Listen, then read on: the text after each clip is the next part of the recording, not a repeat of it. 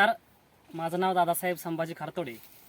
आज आपण या ठिकाणी उभा आहे, हे म्हणजे भिगवण नजीक बंडगरवाडी हे गाव आहे। या गावामध्ये आमचं थोडंसं शेत आहे, मित्रांचं शेत आम्ही करायला घेतलेलं आहे।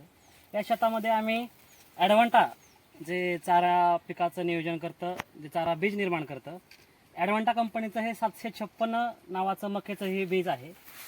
त्याची लागवड आम्ही साधारणपणे 22 नोव्हेंबर त्याच्या ठिकाणी लावलेलं आहे।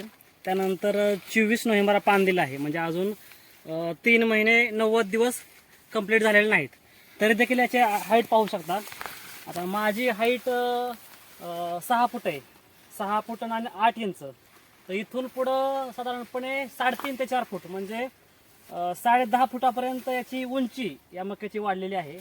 आणि आता मक्याचा जो दांडा आहे चाट, त्याची चाटासह जाडी पाहू शकतो आपण, 2 बोट जवळजवळ ऊसाच्या जाडी इतकी याची जाडी आपण पाहू शकतो, इतकी जाडी आलेली आहे। असं कणखर असं एक दांडा निर्माण झालेला आहे। त्याचबरोबर सर्वात महत्त्वाचं म्हणजे यामध्ये प्रोटीनसाठी जे कणीस आपल्याला लागतं, ते कणीस देखील 2 कणस आहेत। हे 2 कणस आहेत, या कणसामध्ये दाणे स्वागतामध्ये भरायला सुरुवात झालेली आहे।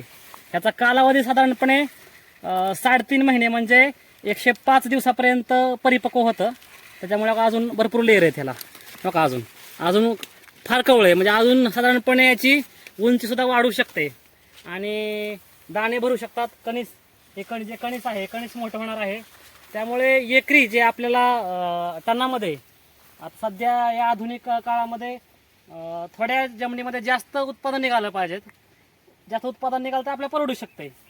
तर उंची 10-10.5 फूट असल्यामुळे आपण पाहू शकतो का असं भरपूर असं उंच, आणि जाडीमध्ये बी ताट आहे ते जाडे असल्यामुळे याची मला वाटतं एकरी क्षमता साधारणपणे 30-35 टनापर्यंत जाऊ शकते, का मुरघास निर्माण होऊ शकतो। असं अतिशय उत्कृष्ट ॲडव्हांटा कंपनीने हे मक्याचं बीज निर्माण केलेलं आहे, ॲडव्हांटा 756 नावानं। आपणही शेतकऱ्यांनी याचा उपयोग करावा, आपण आपल्या शेतामध्ये लावावं आणि चाऱ्याचा प्रश्न मिटवावा। ॲडव्हांटा म्हणजे खरं सोनं आहे, हे आपल्याला दिसून येत आहे। धन्यवाद।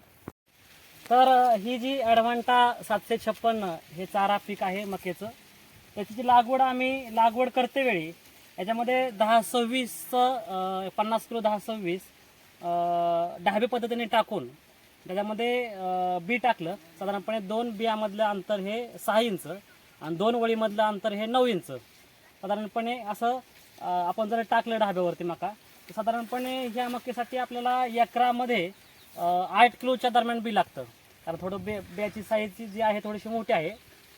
त्यानंतर पाणी दिल्यानंतर मग त्याचा योग्य पद्धतीने वाढ होत आहे। 21 दिवसाच्या नंतर 21 दिवस पूर्ण झाल्यानंतर आपण त्याचं तण कमी करण्यासाठी टेन्झर नावाचं जे तणनाशक आपण त्या ठिकाणी मारलेलं आहे, आणि तणनाशकाबरोबरच आपण प्रोक्लेम जे प्रमाणे आता आळी आहे, आळीने हे असे होल आपल्याला दिसतात, छिद्र पडलेलं आहे, प्रोक्लेम नावाचं कीटकनाशक मिसळून मारलेलं, त्यामुळे एकत्र तणनाशक आणि कीटकनाशक। आणि लगेच 2-4 दिवसानंतर म्हणजे 25 दिवसानंतर लगेच पाणी देऊन त्यामध्ये पाण्यामध्ये देत असताना अगोदर 10-26 मायक्रोटन म्हणजे सगळं chelated mix, magnesium, zinc, boron, sulphur जे आहे तेवढं सगळं मिक्स करून ते दिलेलं आहे। बुडागणी त्यात उली टाकलेलं आहे थोडं प्रमाणामध्ये, आणि पाणी दिलेलं आहे। त्यानंतर 25 दिवस झाल्यानंतर परत अजून 20 दिवस वाट बघून 85व्या दिवशी युरिया टाकलेला आहे बुडागणी थोडा, आणि त्यानंतर एक कीटकनाशक असं साधारणपणे एक 45 दिवसापर्यंत 2 हात कीटकनाशकचे आणि 1 हात तणनाशकाचा आणि 2 वेळा भेसळ डोस असं या ठिकाणी दिलेलं आहे। अतिशय उत्कृष्ट अशी वाढ निर्माण झालेली आहे, कसदार असं एका ठिकाणी मकाचं पीक निर्माण झालेलं आहे, आणि ॲव्हरेज 30 टनाच्या प्लस एकरामध्ये जाणार आहे, कारण 10 फूट हाईट आहे, कणसामध्ये जाडी आहे, आणि 2 कणस लागलेले आहेत। कणीस देखील आपण पाहू शकतो, जाड कणीस आहे, पहा आता हे जाड कणीस आहे, नवीन कणीस निर्माण होत आहे। 24 फेब्रुवारीला ह्याचं 3 महिने पूर्ण होती, आज तारीख आहे 13 फेब्रुवारी, 10 दिवस अजून बाकी आहे, भरपूर अशी वाढ होणार आहे याची कणसाची। असं अतिशय उत्तम असं ॲडव्हांटा कंपनीला आपण धन्यवाद देऊया, असं हे पीक आपण पाहू शकतो। धन्यवाद।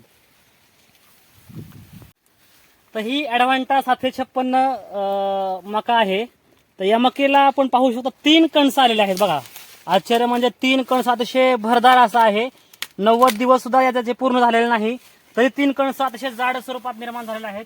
अतिशय उत्तम असं हे चारा पीक आहे.